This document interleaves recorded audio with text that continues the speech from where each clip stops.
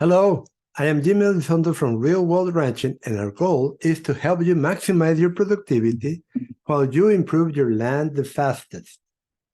But how can you achieve this at a low cost? What are the biological low-cost methods you need to implement to get better results without contradicting nature? Today, we will go deep into what is limiting your land's potential and why your actions or lack of them affect how fast your land improves and how much it produces.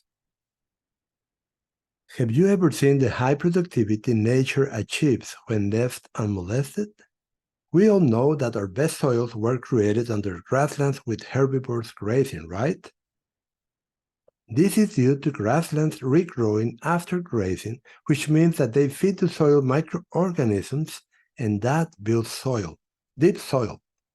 What happens under a forest?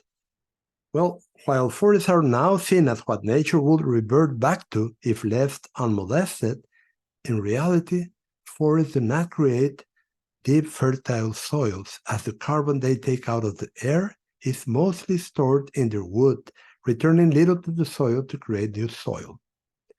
This is the reason why the best soils around the world are found on what was grasslands, or even better, savannas of grasslands with trees interspersed.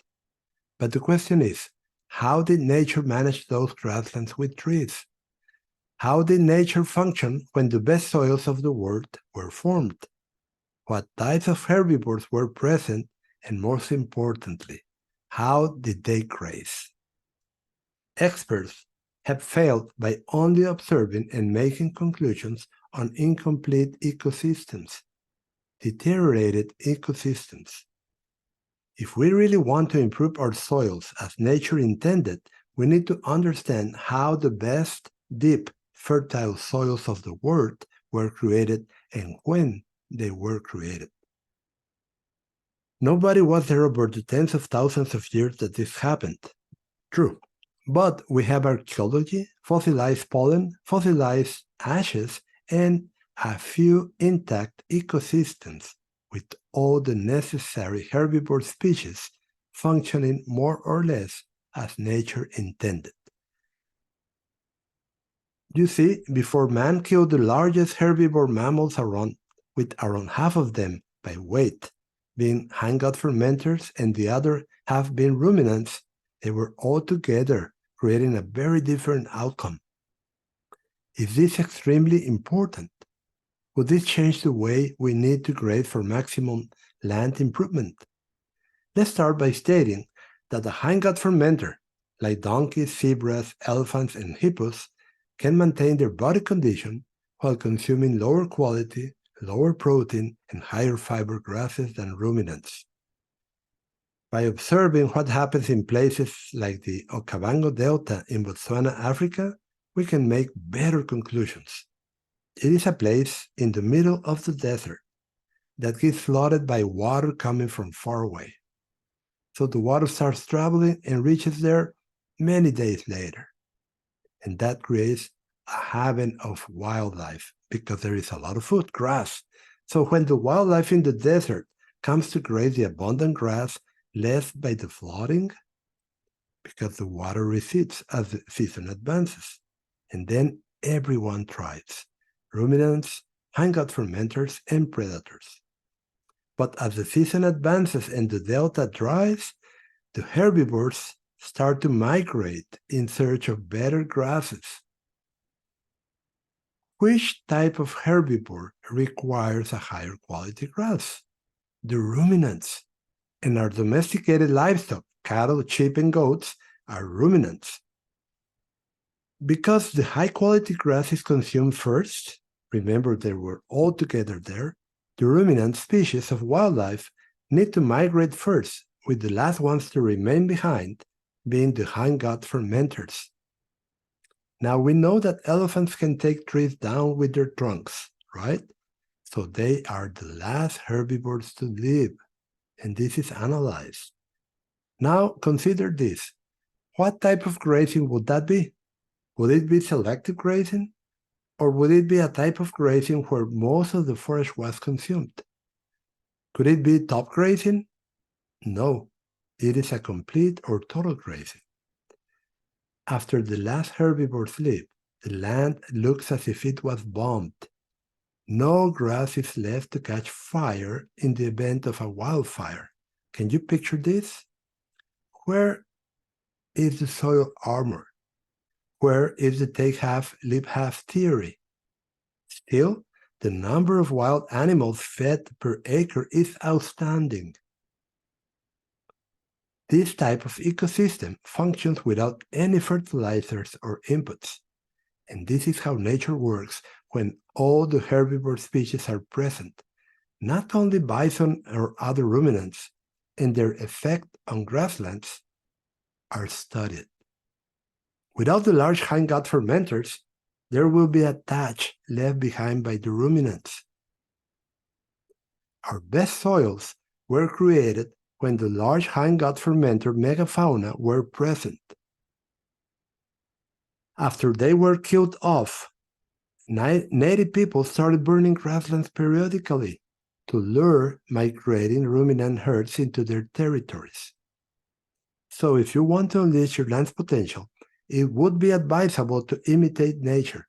It is low cost and it is highly productive. We can, with knowledge, improve our grasslands, our soils, and our lives very fast. Building soil does not take a long time. It is a very fast process when we manage our grazing correctly, just like nature did to create the best soils in the world. Of course, there are other considerations and we try to cover them too.